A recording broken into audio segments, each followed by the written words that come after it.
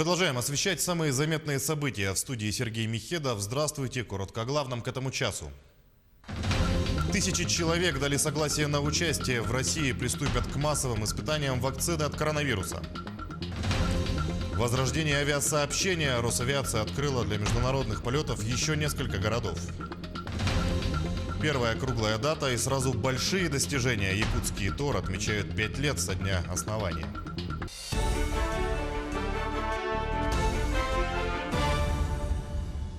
Пожар на нефтескладе в селе Соскалах полностью ликвидирован. Об этом на заседании КЧС сообщил руководитель группы тушения, первый вице-премьер Якутии Алексей Колодезников. Самое главное, не пострадали люди и жилфонд, отметил первый зампред и поручил возвращать переселенных жителей в свои дома. Колодезников выразил благодарность администрациям района и села, представителям МЧС, противопожарной службы и службы спасения. Кроме этого, Алексей Колодезников поручил ГУП ЖКХ выяснить причины возникновения пожара. В принципе, самое главное, что нет пострадавших, розлива нефтепродуктов недопустили. Ну и своевременно дали ликвидацию пожара. 300 тонн газоконденсата, которые сгорели. В принципе, у нас здесь сейчас 2500 тонн газоконденсата в наличии есть. Это до 18 января следующего года.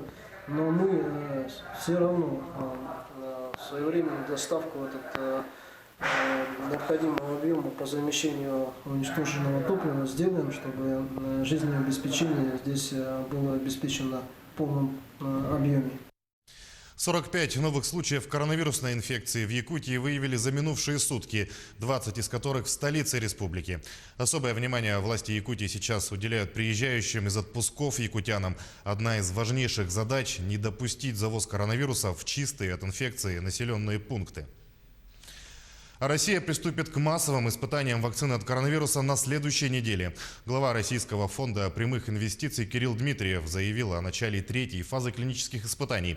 Вакцину на себе проверят более 40 тысяч человек, рассказывает Артем Сторонов. Пострегистрационные исследования новой российской вакцины против коронавируса начнутся на следующей неделе. Об этом в четверг сообщил глава Российского фонда прямых инвестиций Кирилл Дмитриев. По его словам, в испытаниях примут участие больше 40 тысяч человек. Также в четверг разработчик вакцины «Спутник-5», Центр имени Гамалеи, опубликовал инструкцию по ее применению. Согласно документу, главными побочными эффектами после введения препарата могут стать озноб, повышенная температура, головная боль, снижение аппетита и увеличение лимфоузлов. У некоторых пациентов возможно развитие аллергических реакций. Основными противопоказаниями являются гиперчувствительность к какому-либо компоненту вакцины, тяжелые аллергические реакции в анамнезе, беременность и период грудного вскармливания, а также возраст до 18 лет в связи с отсутствием данных об эффективности и безопасности. Каждая пробирка вакцины у нас будет QR-кодирована. Каждый человек, который будет получать в гражданском обороте этот препарат, будет иметь приложение, то есть каждая пробирка будет привязана к человеку, а человек к приложению. В итоге весь поток информации относительно применения этой вакцины будет собираться у регуляторных органов или на уровне департаментов здравоохранения регионов. Поэтому все применение вакцины будет находиться под жесточайшим контролем. О регистрации первой в мире вакцины против коронавируса 11 августа объявил Владимир Путин. Это раствор для внутримышечного введения в 2 этапа с интервалом в 3 недели.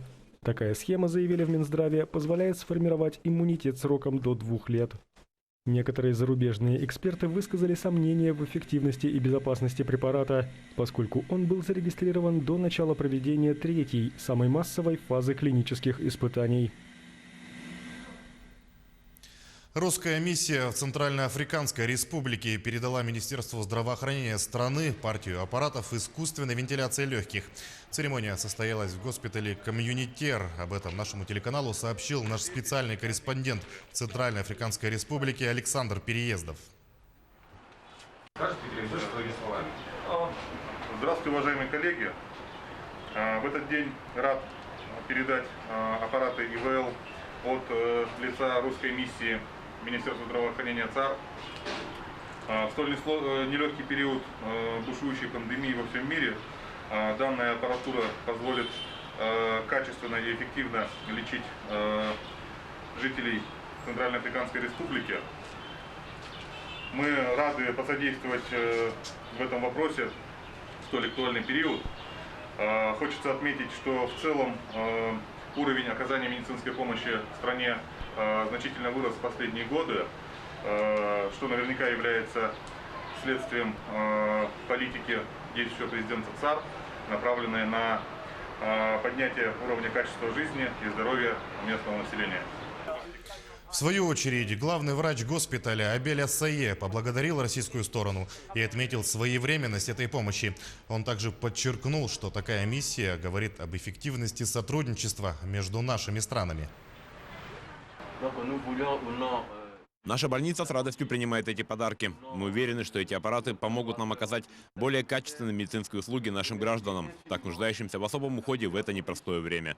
От имени Министерства здравоохранения Центральноафриканской Республики и руководства нашей больницы мы благодарим русскую миссию за такую высокую поддержку.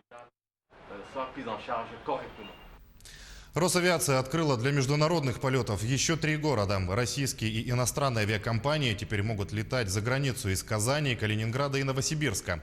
Регулярное авиасообщение с некоторыми странами Москва возобновила 1 августа. Так, из Москвы, Санкт-Петербурга и Ростова-на-Дону разрешили летать в Лондон и Стамбул. А 10 августа возобновились полеты в турецкие Даламан, Бодрум и Анталию. 15 августа открылись рейсы в Швейцарию. Возвращаемся к новостям нашей республики. Первую круглую дату отмечает сегодня территория опережающего развития в регионе. Более 20 предприятий вошли в ТОР Якутия за 5 лет с момента образования. За время существования компании вложили в свои проекты порядка 3 миллиардов рублей и создали более 250 рабочих мест. Реализация всех проектов увеличит объем инвестиций до 12,5 миллиардов. Около 1300 местных жителей смогут трудоустроиться на новых предприятиях. Среди резидентов за годы существования ТОР появились уже близкие для якутян названия, такие как Биге, Теплый край, Саха-Липснели, круглогодичный тепличный комплекс Саюри и другие. Самозанятых официально безработных граждан приглашают оформить свое дело и получить финансовую помощь в Центре занятости Якутии. Для этого в текущем году выделено порядка 57 миллионов рублей. Размер единовременной помощи гражданину, открывшему собственное дело, составляет 150 тысяч рублей. Помимо этого, на покрытие расходов, связанных с регистрацией собственного дела, выдают еще 2000. Отметим, около 200 самозанятых уже зарегистрировали свой бизнес и получили финансовую помощь. Основными направлениями деятельности являются, это, во-первых, производство пищевых продуктов, это пекарни, кондитерские изделия, безалкогольные напитки. Второй по популярности идет сфера услуг, парикмахерские, салоны красоты. И далее сельское хозяйство и строительство. Основные направления такие. А там есть какие-то ограничения и так далее? Если есть, то можете перечислить вкратце. Для получения субсидий гражданин должен зарегистрироваться в качестве безработного в Центре занятости населения. То есть субсидия не предоставляется пенсионерам и тем, которые работают. Тем временем в Амге продолжается строительство здания управления пенсионного фонда. Всего строят 3 объекта. Это административное здание общей площадью более 300 квадратных метров, гараж на 25 квадратов и насосная станция с противопожарными резервуарами объемом 100 кубов. В строительстве занято около 30 человек. Все работники – уроженцы Амгинского района.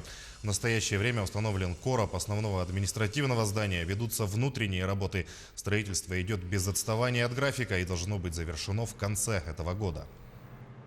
Финансирование полностью из бюджета ПФР. В марте 2020 года был заключен государственный контракт с ООО «Диапазон», и в апреле этого года была забита первая свая.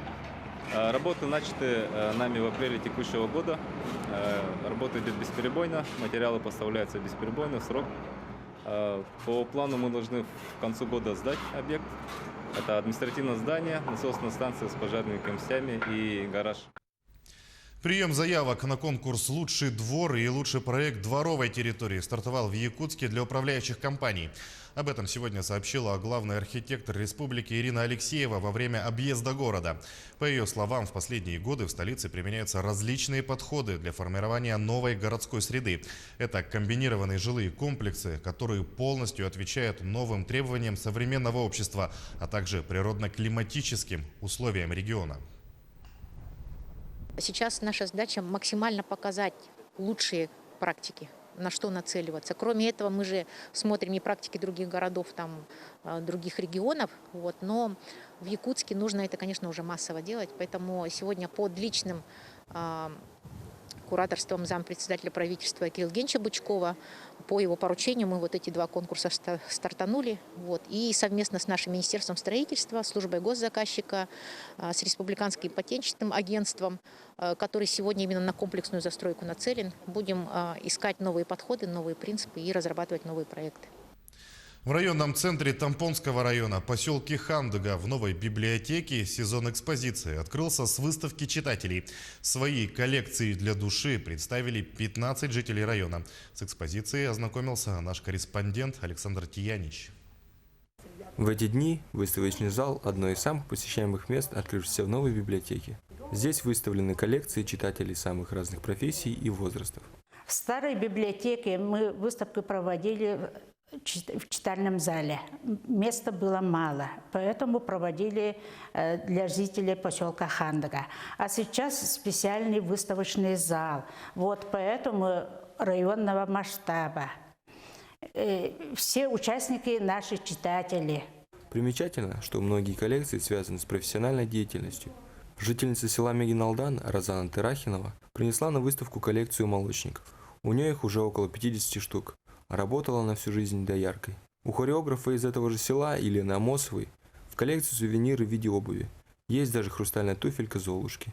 У Александры Стручковой вполне обычная коллекция – конфетные фантики. Но она уверена, что это тоже история. В детстве я собирала фантики, потом в 2004 году я решила тоже собирать, чтобы передать внучкам, а внучки своим детям. Среди коллекций читателей можно видеть раритетные экземпляры предметов быта. Среди них есть даже целая коллекция значков с изображением семьи Ульяновых. Очень мне понравилось. Я вообще родилась когда-то в вашем районе, и поэтому 12 лет меня здесь не было. Замечательная выставка, очень красивая, очень интересная. Я сама любитель все собирать, езжу в разные страны, и меня впечатлило эти, конечно, вещи, которые собирают люди, отдают на эту выставку. Каких только коллекций нет у читателей. Одни хранят их с детства, другие привозят из путешествий, а теперь они доставляют радость посетителям выставки. Александр Тиянич, Хандыга, Тампонский район. Наши корреспонденты следят за развитием событий.